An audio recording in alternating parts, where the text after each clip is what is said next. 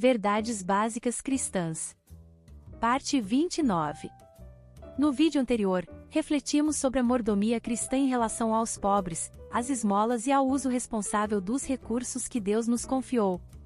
Vimos que, desde a lei até os profetas e os evangelhos, o Senhor se revela como defensor do pobre, do necessitado e do estrangeiro, e chama seu povo a agir com justiça, compaixão e fidelidade.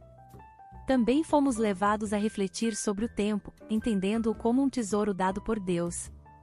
Vimos a diferença entre o Cronos, o tempo que passa, e o Kairos, o tempo determinado por Deus, e fomos exortados a vigiar, discernir o momento espiritual que vivemos e a usar bem cada oportunidade, aguardando com perseverança a promessa do Senhor. Inscreva-se no canal, ative as notificações e compartilhe este vídeo com outras pessoas. Juntos, podemos levar a palavra de Deus ainda mais longe. Dando continuidade a essa jornada, chegamos agora a um nível ainda mais profundo da mordomia cristã, a mordomia do corpo. Vamos ao conteúdo. Corpo. Sacrifício vivo. Romanos 12, verso 1. Rogo-vos, pois, irmãos, pela compaixão de Deus, que apresenteis os vossos corpos como um sacrifício vivo, santo e agradável a Deus, que é o vosso culto racional. Devemos glorificar a Deus por meio do corpo, Filipenses 1 verso 20, dedicando-o a Deus, como templo do Espírito Santo. 1 Coríntios 3 versos 16 e 17. Não sabeis vós que sois santuário de Deus, e que o Espírito de Deus habita em vós? Se alguém destruir o santuário de Deus, Deus o destruirá, porque sagrado é o santuário de Deus, que sois vós. 1 Coríntios 6 versos 19 e 20. Ou não sabeis que o vosso corpo é santuário do Espírito Santo, que habita em vós, o qual possuís da parte de Deus, e que não sois de vós mesmos? Porque fostes comprados por preço, glorificai pois a Deus no vosso corpo. 1 Tessalonicenses 4 do verso 3 ao 6.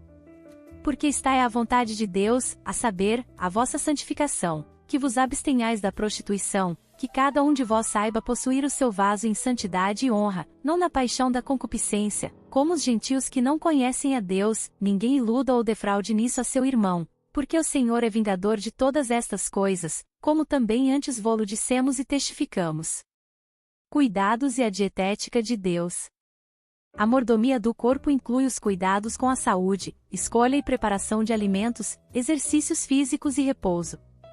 No início, Deus destinou ao homem, como alimento, tudo que tinha semente, ou que tinha vida e potencial de gerar a vida, para que o homem, de alguma forma, se voltasse e experimentasse do fruto da árvore da vida, compartilhando e desfrutando plenamente da vida eterna não criada de Deus.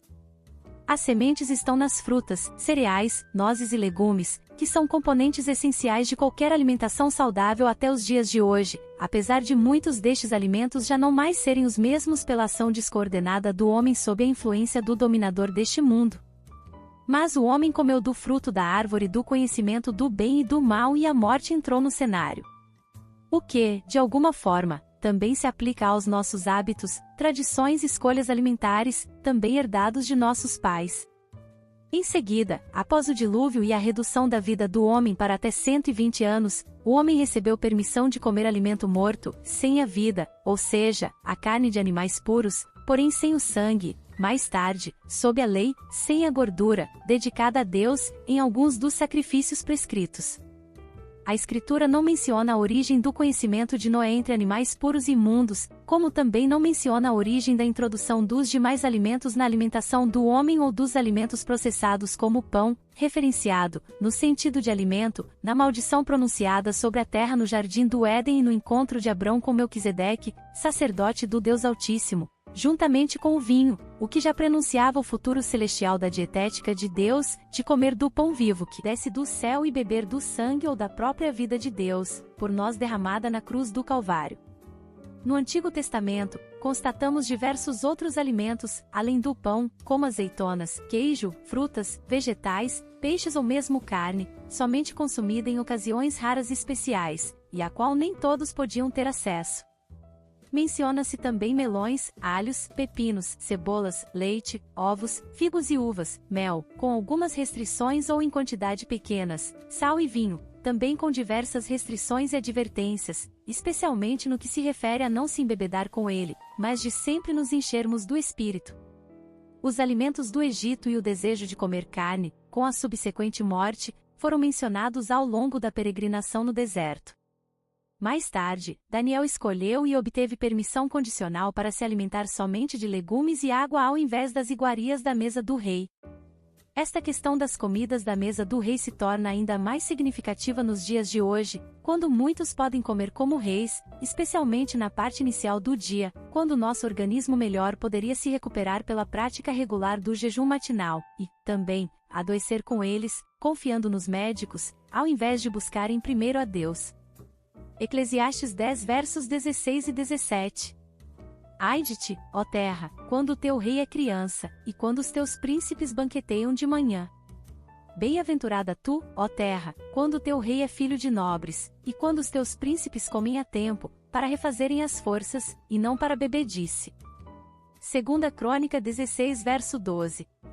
No ano 39 do seu reinado Asa caiu doente dos pés, e era muito grave a sua enfermidade, e nem mesmo na enfermidade buscou ao Senhor, mas aos médicos. Êxodo 23 verso 25. Servireis, pois, ao Senhor vosso Deus, e Ele abençoará o vosso pão e a vossa água, e eu tirarei do meio de vós as enfermidades. Os homens se meteram em muitos artifícios, interferindo na criação de Deus e produzindo muitos enganos que parecem alimentos, quase sempre embalados em caixas, garrafas ou pacotes cheios de rótulos. A morte pode estar, até mesmo em nossas panelas e no grau de toxicidade e contaminação em quase tudo que consumimos, ou encontramos nas prateleiras dos supermercados, nos dias de hoje, até que as panelas possam se tornar santas e consagradas ao Senhor, ou que o Senhor mesmo tire o mal de nossas panelas. 2 Reis 4 versos 40 e 41. Assim tiraram de comer para os homens. E havendo eles provado o caldo, clamaram, dizendo, ó homem de Deus, há morte na panela. E não puderam comer. Ele, porém, disse, trazei farinha. E deitou-a na panela, e disse, tirai para os homens, a fim de que comam. E já não havia mal nenhum na panela.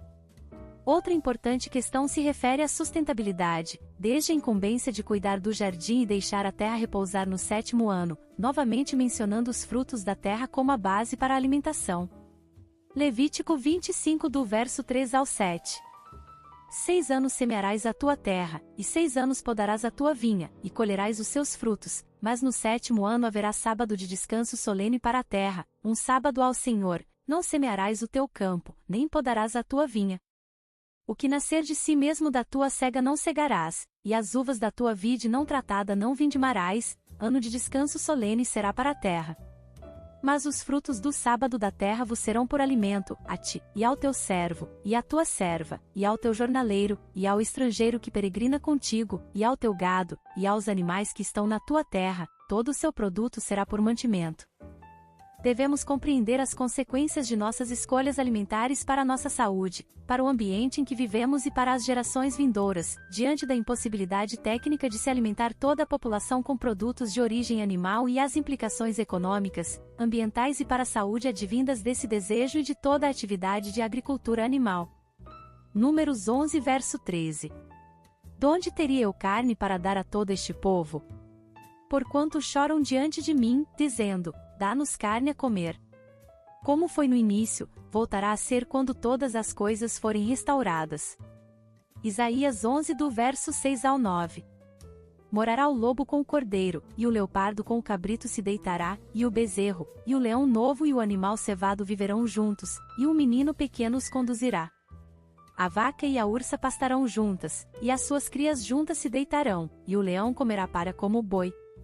A criança de peito brincará sobre a toca da áspide, e a desmamada meterá a sua mão na cova do basilisco. Não se fará mal nem dano algum em todo o meu santo monte, porque a terra se encherá do conhecimento do Senhor, como as águas cobrem o mar. Obrigada por assistir até aqui, não percam os próximos vídeos. Graça e paz, irmãs e irmãos.